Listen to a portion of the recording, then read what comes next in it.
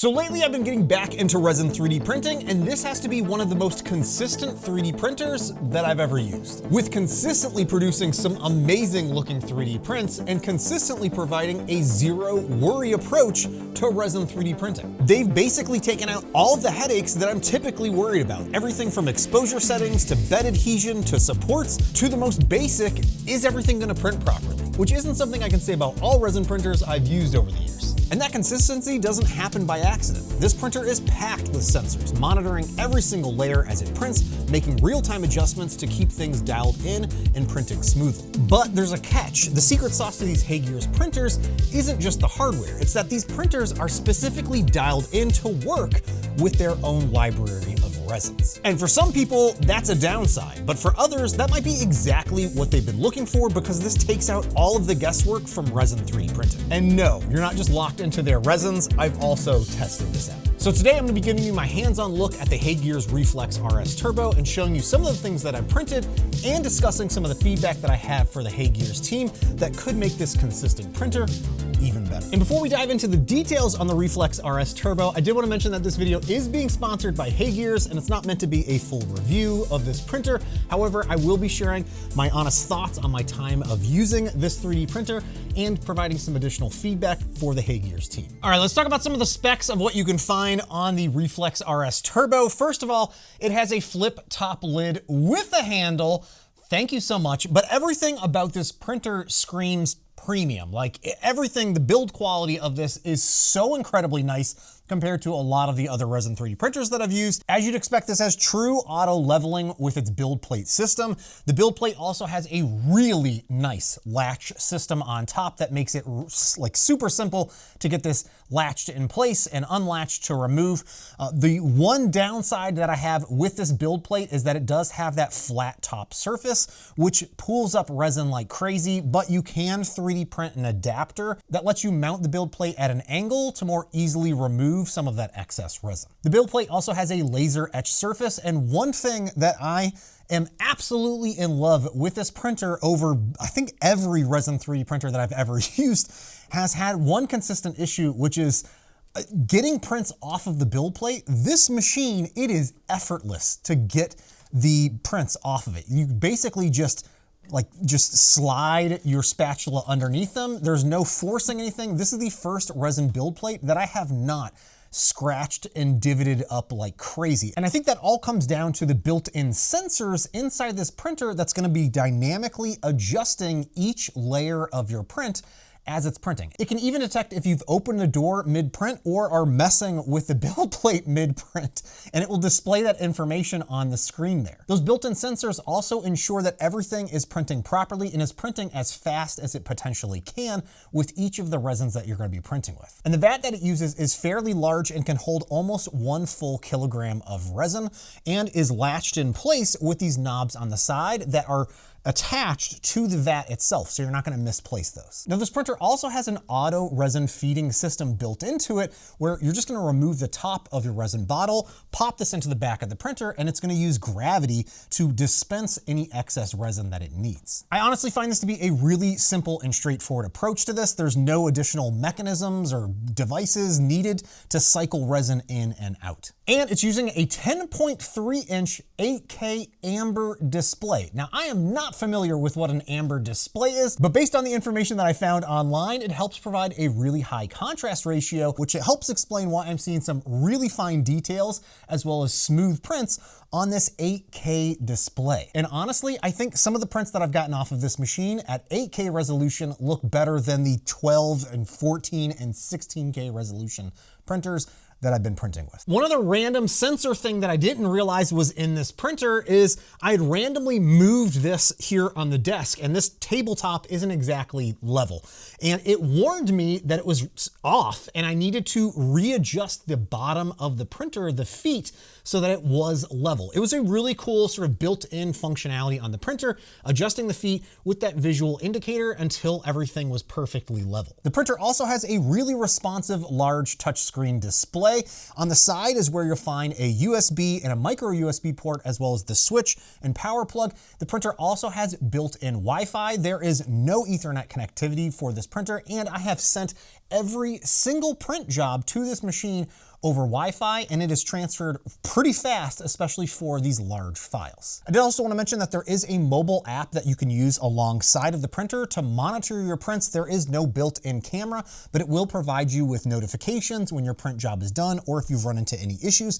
But what I really like about the mobile app is how I can get a quick summary of all of the details about the prints. Not just the print times, but the amount of resin that I used, the kind of resin that I used for a particular print job, and if I wanted to restart a print, I can do that directly from the app. And one of the most important specs that I missed in my notes is the actual build volume. This is a great mid-size print volume coming in at 222 millimeters by 122 by 228 millimeters. Between the vat refill and the build volume, you're gonna be able to print some really large things. Now, this is also the turbo edition of the Reflex RS, which means that it's gonna be able to print a good bit faster with this built-in screen than the standard Reflex RS. They also sent me the heated release tank, which I was able to install, that senses what temperature the resin's at and adjust the temperature inside the vat as needed with the little built-in sensors on the bottom side of the FEP. That heater is great for anybody typically printing in a cold environment like I am here in my studio, where it's typically set to around 60 degrees here in the winter. However, I didn't have that installed for about 90% of the things that I printed,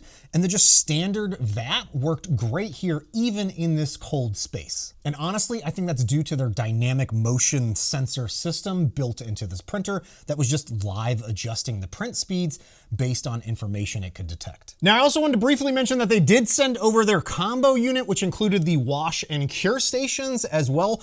Their wash station is a really interesting design where it kind of does a hula hoop motion for cleaning off all of your resin prints. In my opinion, it's a little too violent with some of the things that I'm trying to wash, but it's great that you can actually send print jobs directly to the wash and cure stations, so it knows specifically what it's washing and how long it needs to wash it or how long it needs to dry it. It does have built-in controls so that if you wanted to manually adjust any of those things, you can go in there and do that, or set your own parameters and wash and cure your own things. The wash station also comes with 2 bins, allowing you to more easily dispense your resin from one container into the other so that you can easily access your prints that you had just previously cleaned without needing a basket or anything like that inside of the bucket. And the UV station is nice and large and fully enclosed with this mirror-like surface throughout it so that the UV light can really bounce around as it's curing your prints. Now, as I mentioned previously, all the devices are connected via the internet, allowing you to use their mobile app as well as their desktop slicer, which is Blueprint Studio. This is their own proprietary slicer that's gonna walk you through and hand-hold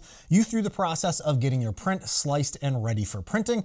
And it's really straightforward and easy to use. Again, they've taken all the guesswork out of things by fine-tuning their products to work with their specific resins. You're not having to adjust any settings whatsoever. It really is the simplest, straightforward approach to resin 3D printing that I've ever had so far. And they do have a fairly large lineup of different resins available that work with most of their resin 3D printers, depending on what you're trying to print, as well as what price point you're looking to spend on your resins. One confusing bit of feedback while I'm talking about resins here is just the naming convention. I think it's just gonna take me a little bit of time to get used to the naming conventions of these, like PAF10, PAP10, and PARP10.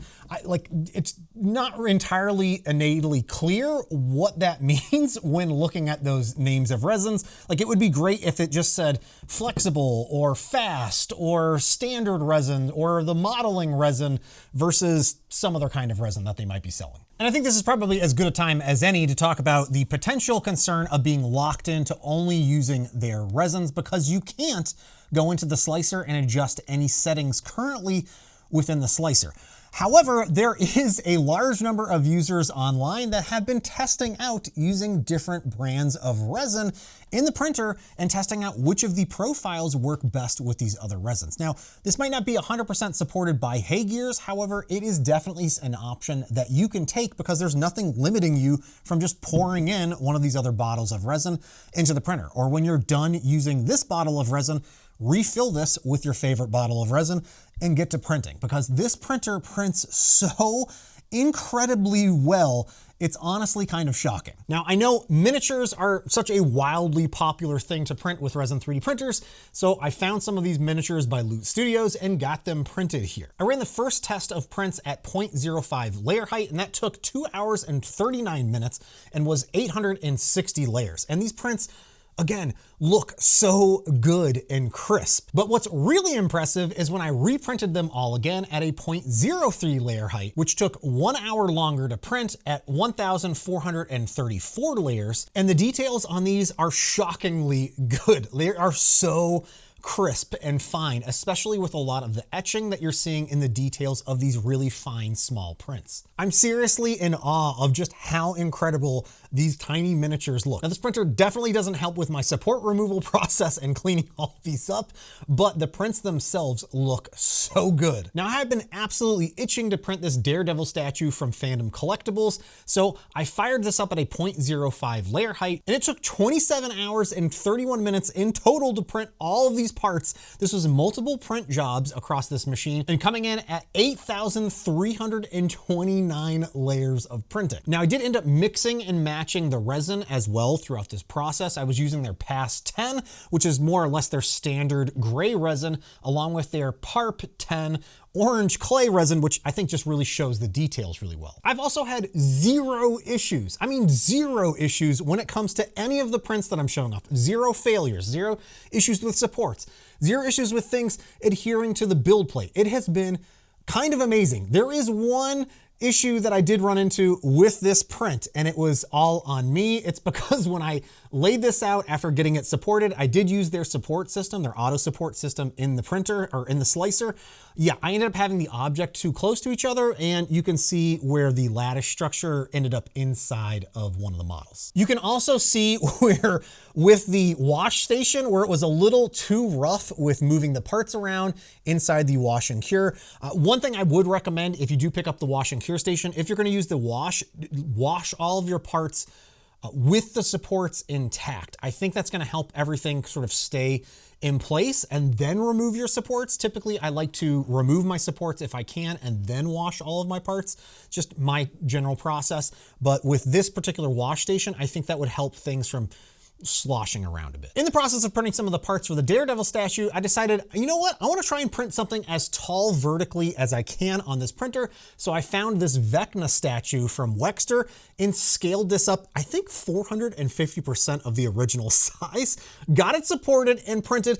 This looks so good. The details on this are so smooth. Everything turned out incredible. If you look extremely closely at the top of the head, you can see some of the layer lines where they're building up, but it is so fine and really hard to see at this 0.05 layer height. Honestly, this printer does such an incredible job of smoothing out and printing every layer so cleanly. Then I wanted to try out some of their PAF 10 resin, which is supposed to have a little bit of flex to the resin. And I found these Battletoads by Titan Forge and printed them at their default scale, but also scaled them up massively large and got these printed. And again, the results look so good off of this machine. One thing that I'm loving about this resin is that this feels sort of like an injection molded piece of plastic. I don't quite know how to explain.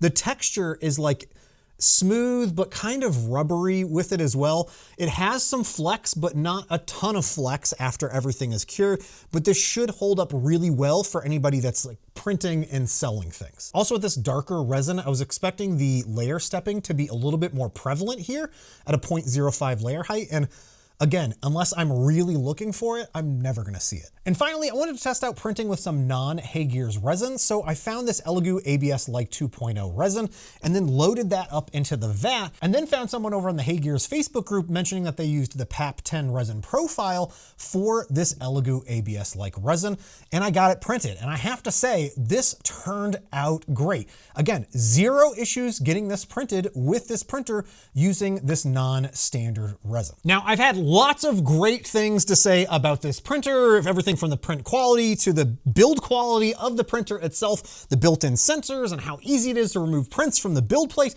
But I do have some feedback for the HeyGears team on things that I'd like to see improved with this printer. Thankfully, for the most part, everything build quality wise is there. I think the only thing that I would like to see redesigned, or maybe a new option of, is a better build plate option that has an angled top so that you don't have to print one of these adapters to angle it to help prevent some of the pooling there.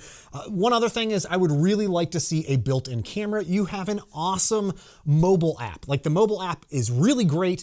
It's awesome to have, but having a built-in camera so that I could remotely monitor things and just check in on it would be really cool, or even generate time lapses. I have a feeling with these built-in lights in here, you could have a really great time-lapse function built into these printers. Now, with all these standardized profiles for the printer and the resins that you're working with and everything being locked in place, I would like to see better print time estimates. The time estimates that I was getting out of the slicer were drastically different than the print times that I was actually seeing once things got printing. It's incredible that this machine is so responsive and will dynamically adjust the printing so that it will recalculate and print faster than what the estimates are. However, I feel like the estimates should be more closely aligned with what the actual print times are. Okay, here's one that I feel like would be a really easy solve with just a basic firmware update.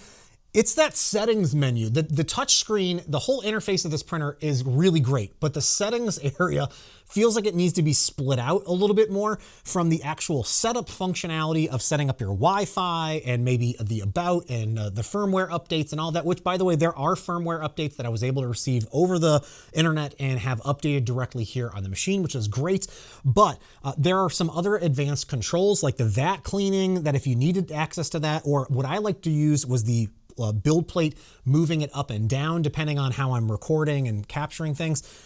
You know, some of those other controls feel like they should be in another menu system, not buried in the settings, and everything's kind of like further down in the menu where it feels like it should be prioritized a little bit more. And one thing that I love about this printer is just how fast you can send files wirelessly from your computer directly to the printer to get a print job started. You do have to manually start the print from the front of the machine. I kind of understand that. It would be great if you could remotely start it, but the one thing that I would like to see improved is the process of sending the print job, not just to the printer, but to the other devices. It feels like it could just be simplified where it's like a one send job function where it sends to all three of the devices at one time, because 99% of the time, if I'm printing this, right after I'm done printing this, I'm gonna be cleaning this and then curing this right after.